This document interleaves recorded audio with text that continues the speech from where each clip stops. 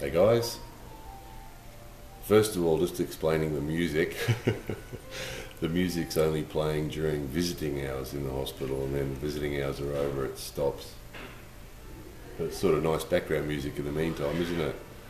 So these hospital videos have triggered lots of questions and comments from people who are either in Japan already or who are coming to Japan, who are either concerned about their health when they're in Japan or already have health issues that they know will probably need to be dealt with while they're here.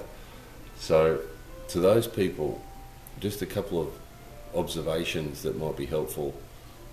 One is we have found some English-friendly healthcare professionals and organisations, so some hospitals and clinics and doctors and dentists, and they're on the English-friendly directory, so they might be of use to some people.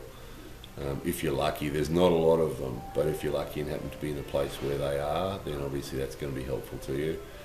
The other thing is, this particular hospital, and the people in this particular hospital, the hospital itself's a little bit old, but the people here, the doctors and the nurses and the other professionals here are just excellent. They're just really, really good. We've talked before about a lack of compassion in Japan, and this is one of those exceptions. You know, all those observation videos are not absolute, of course, and this hospital is, or the people in this hospital are proof of that. That these guys are very professional, they're very skilled, and they're full of compassion, and they're really kind, and it's just an amazing, amazing experience. It really makes it less painful and less difficult and less of a trauma when you're treated so well here. The important point though, this is not our town. The hospital in our town, we have found, is not so compassionate, and the staff are not so kind. Don't know why, hard to understand, but just the culture of that particular hospital is just not so kind, and the experiences there haven't been good. And that's for us and for other people that we know who've had bad experiences in that hospital as well.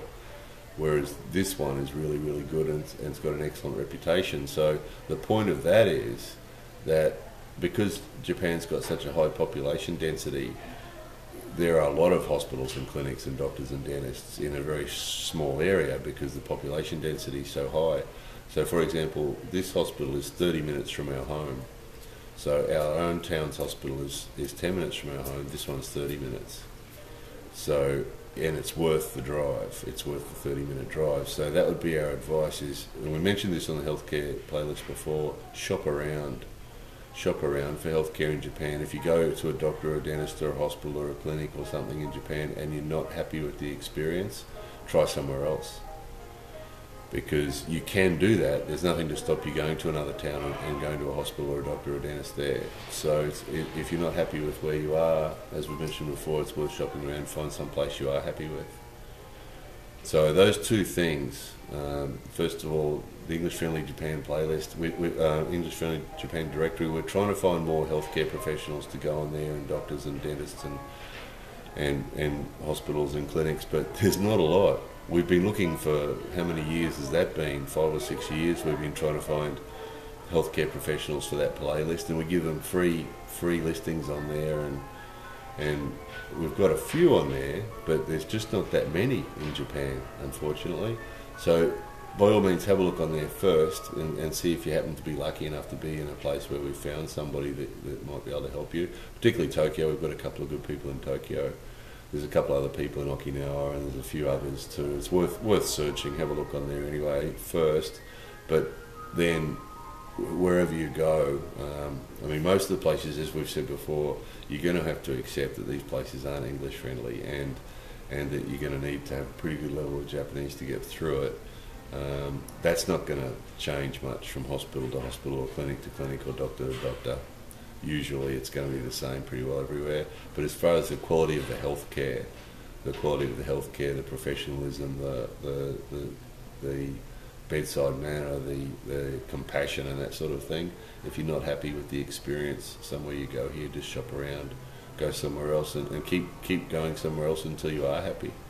Would be the best advice that we could give you.